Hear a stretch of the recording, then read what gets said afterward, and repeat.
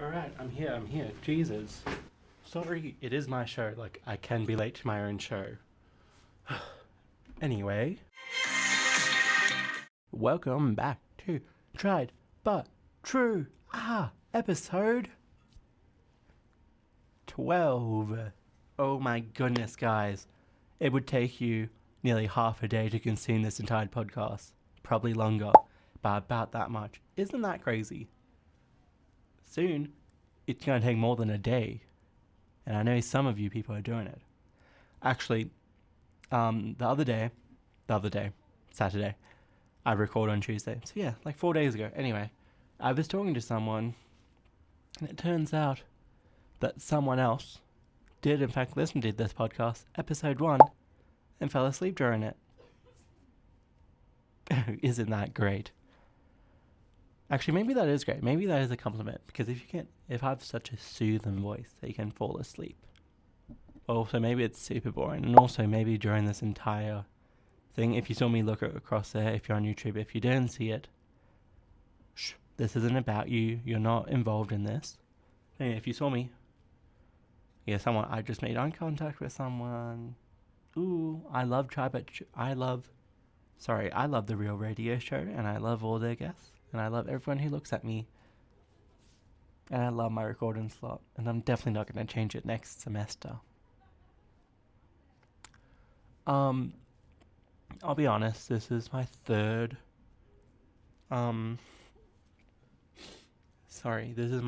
intro, because the first one was shit and we had technical difficulties. The second one, I spilled tea and decided that I probably shouldn't spill the tea, because if it gets back to any of them, I'll see them again and I'll know that I spilled tea.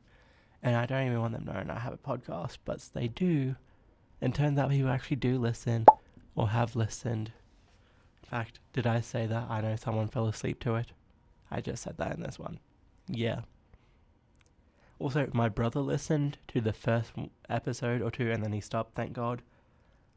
I hope he doesn't come back now that there's video. Because, hey, if you are here, Cody, if you're here,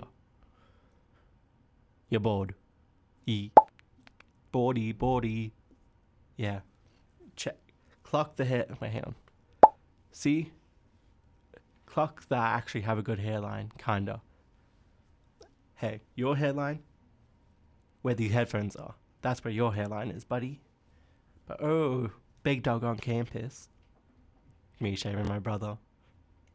He won't listen. And if he does, it's just mean. I'm just being mean to him. Anyway. Yeah, Real Radio Show, when I get you, Real Radio Show. I have a vendetta against everyone this episode. Why? Because I'm in a shit little mood. Because I'm tired. Because the long weekend was long for me. I had to watch football. I willingly chose to go back to the venue to watch football. But I had to watch football. I had to have brunch in my walk of shame outfit from Saturday, where I was this little nun. Guys, me, or 6'4" of me, was in my little black nun outfit without the headpiece, at a family establishment. There were kids there that were shorter than my skirt. Clock that. There were kids where if they came up to me, my skirt would be above their heads. They could look up my skirt, and I did not intend that. I do not want that. I wanted to go home. I thought I was going home. I thought I could put shorts on. But no, I couldn't, and then I eventually did. And then I had a nap for an hour, and I felt okay, I guess. But still. Hey. Guys, if I'm ever on a night out with you, and the next day, you don't give me the opportunity to change my clothes before we go somewhere, I hate you. You are the Editor Jasper, clock in. You're gonna censor a few things. Everyone who would take me out in, if I'm in a miniskirt in the morning and you want me to go out in public, especially if I don't get a big, juicy, fantastic burger, especially if that doesn't happen, but even if that happens, you, fuck family, fuck your mum, fuck your kids, fuck your kin, fuck your ancestors, fuck your great-great-great-grandkids, fuck all of it, fuck all your organs. I hope they fail at the same time. I hope you fucking die the slowest death ever fucking imaginable, you fucking piece of fuck shit bitch. I digress. If you watched the last episode, let me know your thoughts on the censor sound. I was just gonna mute it. I was like, no, that's not funny. That's not funny. I thought we weren't recording for a second. I was about to crash the out again. Oh my god, last episode too. Oh. Last week just kept going. Last week kept being bad and shit and crap. But you know what? We're recovering. We are recovering, because even though I had to eat wedges in a miniskirt at a family establishment at 12 o'clock in the morning, or in the afternoon. Even though I had to do that, my outfit did eat for Saturday night. Hey, shout out Layla and her 27th birthday, Saints and Sinners. I looked good as hell. And the only time I felt very judged, surprisingly, was when I walked in by myself and everyone stared at me. Because they were like, oh my god, look at that sexy little minx. They definitely were like, why is that guy in a dress? But anyway, I digress. But today, makeup. I actually love my makeup. It's matching my shirt. Kinda, the shirt looks more blue in the camera, but they kinda match. My hair is blown out. Kinda. It's not very well blown out, but it is blown out. Blown? He got a what out? A blowout? Me getting podcast clips again. Jazz hands. Anyway. Oh my god, I haven't even told you what we're doing in this episode. This episode is going to be this introduction, telling you about my stuff that's going on. And then we are going to talk about the infamous, some would say, Taylor Swift, Life of a Showgirl album. Next. Anyway. What else has happened? Oh yeah, I look sexy. Slut. I had to go watch football. And hey, speaking of Taylor Swift, this is not a hot take. This is a cold, frozen take. I just took this take out of the freezer. But, yeah, I think it's crazy that Swifties get criticized for being crazy, for being too obsessed, blah, blah, blah, blah, blah, with Taylor Swift. And they take it too seriously. Hey, have you watched the grand final with a bunch of men? Hey, did you go to a pub and watch a bunch of men scream, then literally cry and jump on tables because a few men in short shorts ran across a line with a ball in their hand? Hey, if you've seen that and you're still going to say Swifties are the crazy ones, this is what I want you to do. I want you to write that down, book a therapy appointment, tell them about it. Yeah, anyway, watch the football. Literally, actually, to be fair, the person I did see actively cry was a woman. Women. Boo, woman. Just kidding. But she's one of those, I love football, even though I'm a girl type. Actually, she doesn't say even though I'm a girl, and she's kind of cool. Shout out her. You know who you are. You don't listen, even because you hate me. You hate me. You don't listen because you hate me. Everyone who doesn't listen hates my guts. Actually, everyone who does listen hates my guts too. So many people hate my guts. Hey, clock it. The other day, I posted a reel from last episode. Let's look at the stats, okay? 2 likes, 0 comments, 12 shares. So what's going on there? No, so what's going on there? So you want to send my stuff to all your friends and talk about me, but heaven forbid you say to me. Heaven forbid you shit me to my face. We're all big and tough until we're face to face with me, aren't we?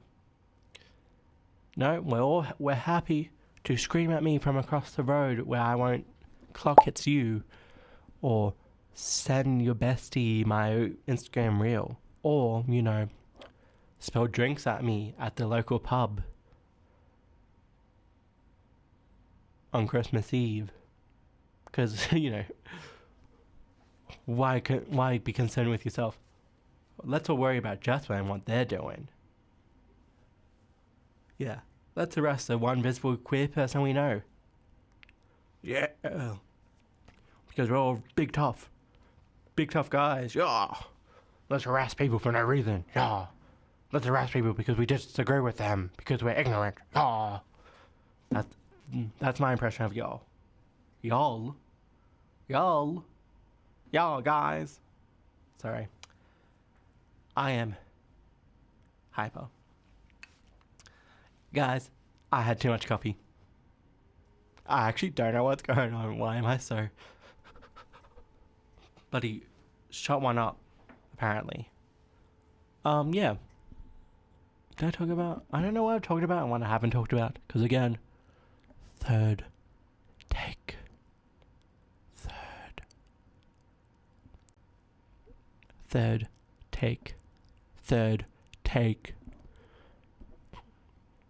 Anyway, yeah, so we're going to talk about Taylor Swift.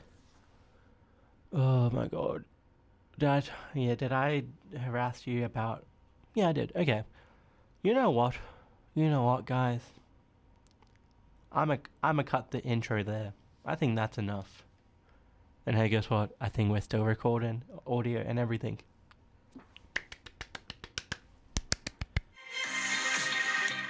Of course, as soon as I start, everyone comes out of... Why can't I remember the name? Everyone comes out of the real radio show. All happy and jolly. Oh, so they're good interviewers and they make the interviewees enjoy the time there? Yeah, okay. Well, that's inconveniencing me.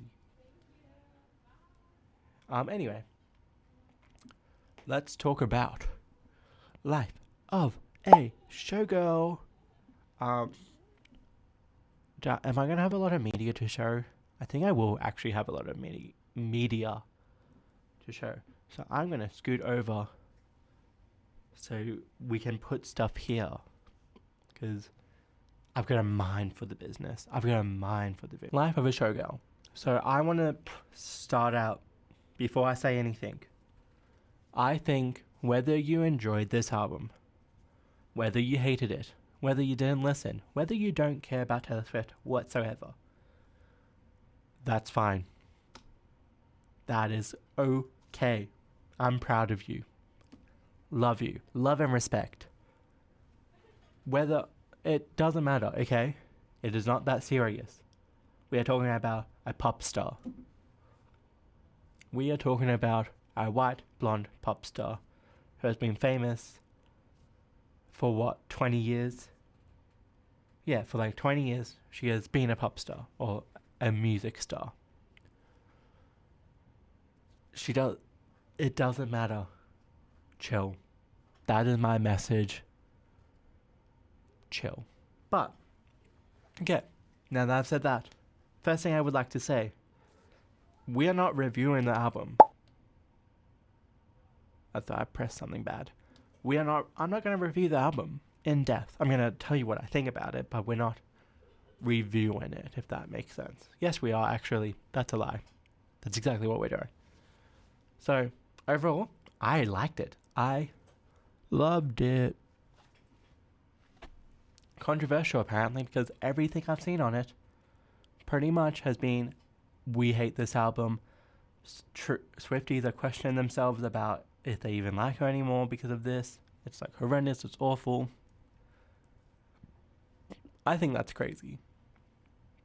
Now, to be fair, the reason I like this album is because it's very similar to, like, sonically, it's similar to Midnight's Lover, Reputation. Obviously, because Reputation was made by the same people. But I think, like, when I listen to it, I could be like, this kind of sounds like Midnight's, this kind of sounds like Lover, this sounds like Reputation.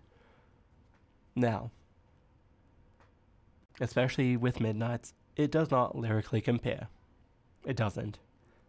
I would say Father Figure, from what I can recall right now, is probably the only one that's a bit lyrically dense, and even then, it doesn't really compare to a lot of Midnight songs.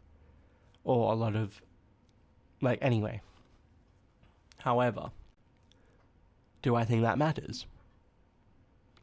No, I do not. But that's the first one we're going to talk about, because I feel like one of the main criticisms I've heard, is that lyrically it is basic, she's regressed, it's too simple, it's cringe.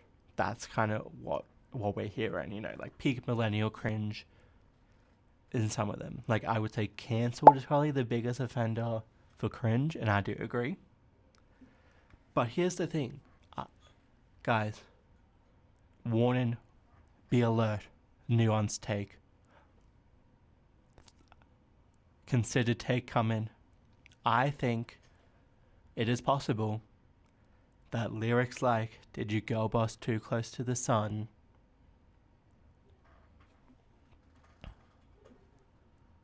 are memes. What? Taylor Swift referencing a meme? Taylor Swift being aware of internet culture? What? Hey guys, actually, obviously she's aware of internet culture. She pretty famously, even now, the internet is where Taylor Swift exists. It's where the fandom exists. It's where everything happens. It's on the internet. It's on Instagram. It's on TikTok. And it's always been like that with Taylor Swift. Famously, she was using MySpace to advertise for her debut album. She constantly uses it throughout her entire career. So to ignore the fact that this is obviously a reference to that meme, and to take it fully seriously, like, I do find that to be a bit dense. Do I think it landed? Not really. Do I think there's an audience for it? Absolutely. The millennial 30-year-olds would love that. That's like funny. That's a funny line. It is meant to be, in my opinion, it is meant to be tongue-in-cheek. It is meant to be silly. It is meant to be funny. And I think it does get offset with the, like, serious Reputation vibe of it all. But hear me out. When I think of Taylor Swift and, like, random silliness, some of that does come from Reputation. Like, literally, Delicate. She dances like a d***. That was a meme. And the point of that is that, like, when no one watches, you can do whatever you want, and you can be cringe. You can live in that cringe. Like, Taylor Swift has actually kind of explored ideas of that. She was exploring ideas of that back in 2017, right? So yes, it does make sense that now, in an era where being cringy, is such a topic of discussion, is such a major faux pas that people are literally fighting against. There's a movement to end cringe. People think that being cringe, like, there's two types of people who are cringe and people who hate cringe, right? And Taylor Swift very clearly is cringe. And that's okay. Hey guys, it's actually fine that she's cringe. Not even like it's not meant for you if you find that cringy. I honestly, if she came out and said, yeah, that was a silly little line that was meant to be stupid, I'd be like, okay, I believe you. Because that's what I took from it. I was like, right. Like, it's meant to be tongue-in-cheek. Because obviously, Taylor Swift doesn't want to or doesn't care to surround herself by actually cancelled people who have done offensive things that she disagrees with. Because she literally stops associating herself with people who have been cancelled. You never see her with Blake Lively anymore. There's so many people that you never see her with because they have been cancelled. But, there's a side of people who want to see Taylor Swift as, who not even read into it, but like have a narrative for Taylor Swift. Actually, both sides. But like one of the narratives is that she is a bad person. And that has been perpetuated for years. Since 2008. Honestly, she has been portrayed at this, let's be honest. Like that she stole Beyonce's award, blah blah blah. Even, like Kanye West started it. And it's happened again and again. She got cancelled for it, everything.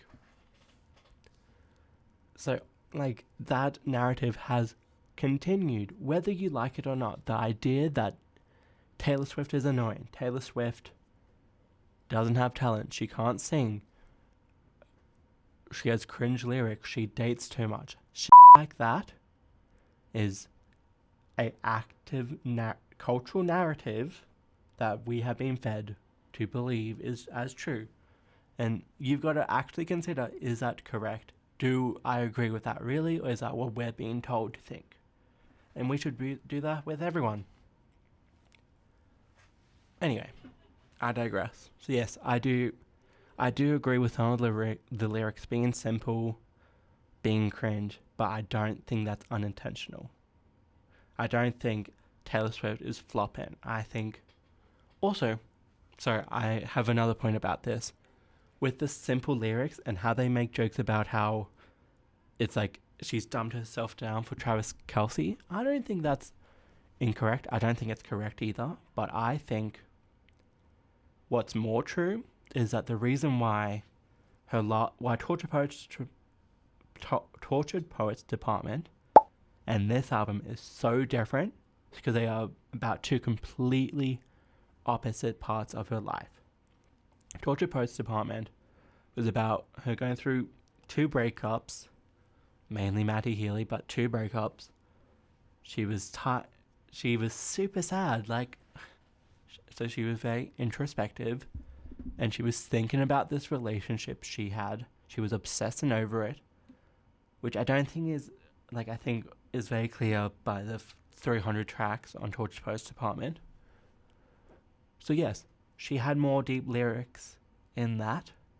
She had more deep lyrics in that, and also in Midnights, because she was thinking about it. Her past, she was reminiscent. She was retroactively considering things. And then Folklore and Evermore, she was stuck at home thinking about things constantly. Right? So for all her last string of albums, she has been sad, thinking about things a lot. That's all she's been doing. But she's been sad and been thinking about things a lot. And she's been fully focused on songwriting. Whereas with Life of a Showgirl, the point of the album is that it's about her time on tour. So that means she hasn't had time to sit with and consider every single moment of her life for the past 12 months, 2 years, whatever.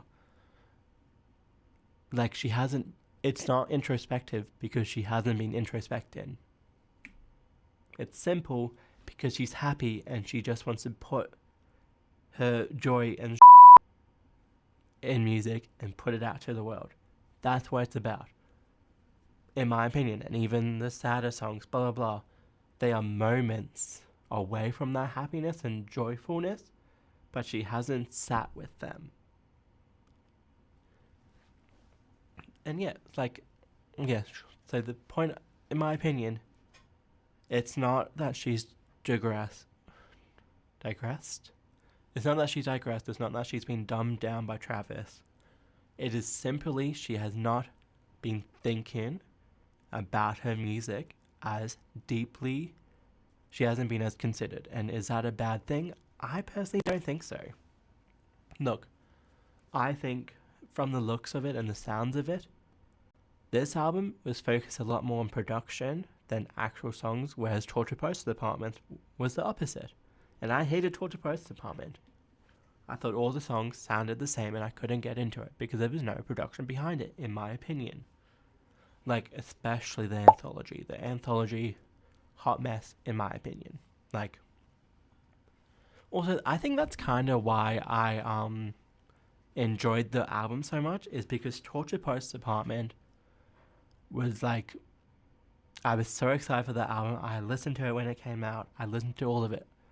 And it was the first time I've ever listened to an album and had to skip songs. I make myself never skip a song, but I skipped them. And after that, I was like, and when we announced this one, I was like, honestly, I have no expectations. It's probably going to be shit.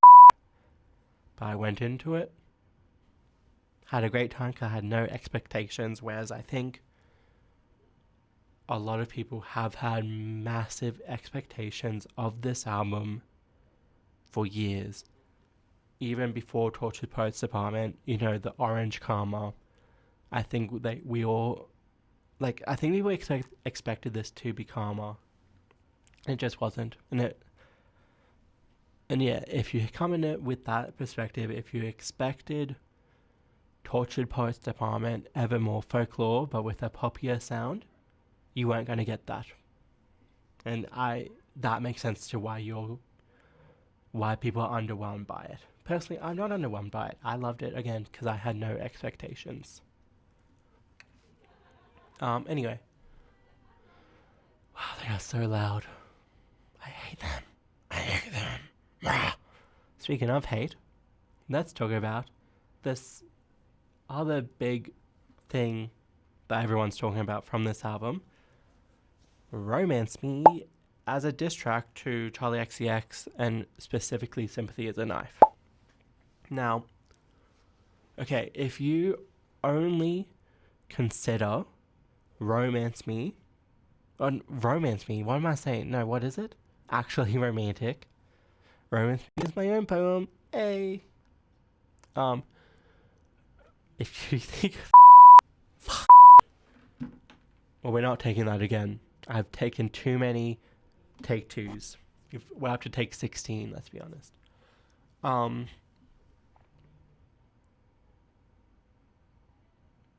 Okay, if you look at Actually Romantic for Sympathy Is a Knife, yes, it does not really make sense. Why is Taylor so angry and so... Because she is angry. It's like the very much, I'm not angry. No, I'm not angry. It's actually funny. I'm actually laughing.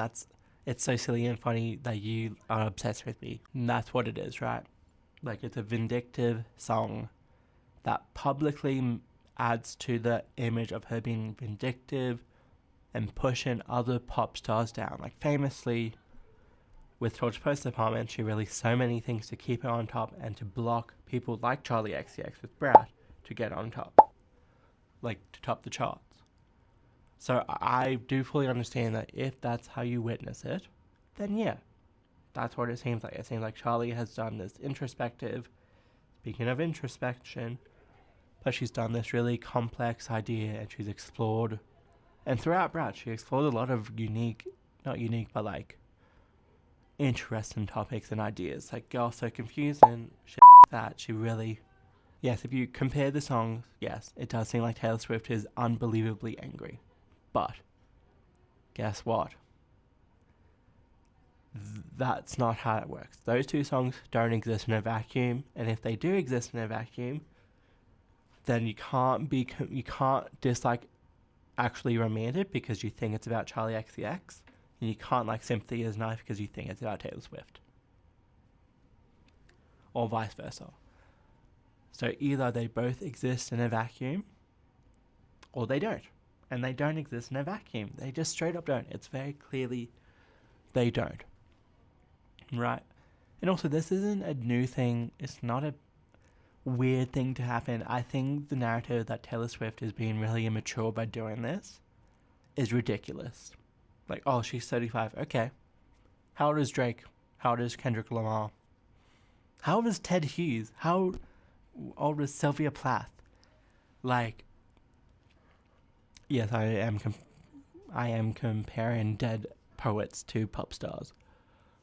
Because, hey, call me controversial, musicians are the new poets, obviously. Anyway, if your criticism of this is that Taylor Swift is 35 and she needs to be mature, shut up. Shut up. Oh my God. Like, girl, you grow up. You grow up. She is entitled to be angry. She is entitled to write about whatever the fuck she wants. Everyone is entitled to write about whatever the fuck they want. I can do it. You can do it. Taylor can do it. Charlie can do it. Lorde can do it. Oh, speaking of, Taylor Swift has been talking about the same things for however long. What about Lorde? She's literally still talking about being 17. She hasn't. Was she even 17 when she released the first one about that? Like, girl. Not to compare women, because I think that always ends badly. But anyway. So yeah, anyway. They don't exist in a vacuum, which means that the context we have for it is not all of it, and we have to understand, well, you don't have to, but you should understand that there's more to this than what we've been shown. It is not just that Charlie opened for Taylor, then they kind of stopped existing around each other after 2019, 2020, whatever. You have to ignore that. So you can't just take that, then take Sympathy Is a Knife and Romance Me. Actually romantic. You can't take those and say, okay, that's the full story. Because obviously it's not. Obviously something happened after between Charlie opening for Taylor for Reputation in 2018 and Sympathy Is a Knife in 2024. Sympathy Is a Knife in 2024. So what, that's 2018, 2019, 2020, 2021, 2022, 2023. That's 6 years of stuff that we have no idea about that has happened. 7 years, actually. Right, okay. And also, in Actually Romantic, Taylor straight up says that. She says, this isn't just about the song. She says, you told your boyfriend to tell my boyfriend to break up with me because you hate seeing my face, or something like that. Because, like, talking about Maddie Healy and whoever Charlie is dating. That's weird. Hey, that's weird. Obviously, that's coming from something. So my point is, that's very long-winded and I haven't actually got to. My point is that I think saying Actually Romantic is a immature response to Sympathy Is a Knife, and to call Taylor petty, whatever, vindictive, whatever, again, is weird and is part of being something being fed to us. Whereas actually Taylor is fully entitled to have her feelings about it, by the way. She doesn't need to be justified. She can write about whatever she wants. But bets are there is probably some justification for what she's saying. And you know what? I think really, if you sat Charlie XCX and Taylor Swift down and they did a tell-all, they would probably tell you that same thing. Because hey, Charlie XCX has literally on the same album as Sympathy Is a Knife talks about how complex female friendships and relationships can be. And I would argue Taylor and Charlie probably have a complicated one, and Chinese whispers, stuff like that. The messages have been mixed.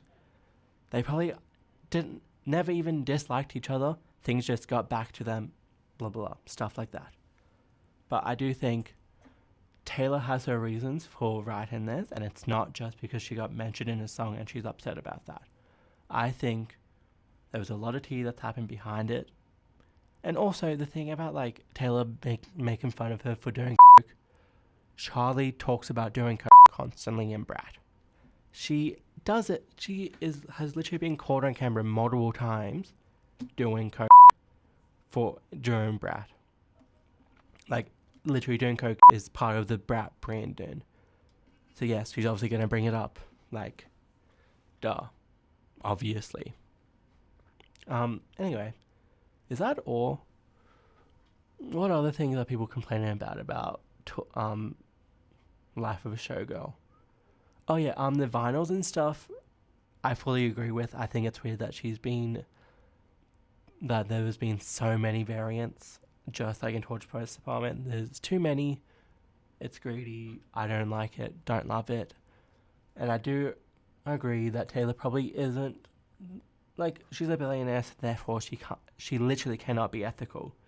Billionaires are not ethical people. It's impossible. You cannot become a billionaire and be ethical.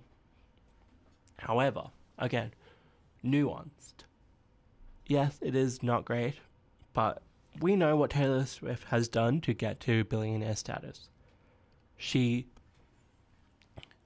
sells multiple variants that her fans buy in droves that are overpriced. She has overpriced merch, overpriced tour tickets,